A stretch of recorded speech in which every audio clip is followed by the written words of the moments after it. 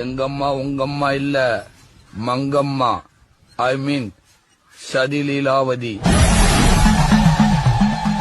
கால்ல விழுக வைக்கணும்னு நினைச்சிச்சு புருஷனையே விழுக வைக்கும். ரெண்டாவது வேலு நாச்சியார்.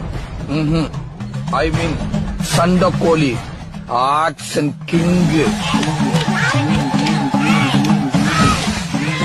மூணாவது சம்யுக்தா, ரத்த கண்ணீர். கண்ணீர் தான் அதோட ஆயுதம். அத வச்சே எல்லாத்தையும் சாதிச்சிடும். நாலாவது ஜான்சி ராணி, இல்ல உளவுத்துறை.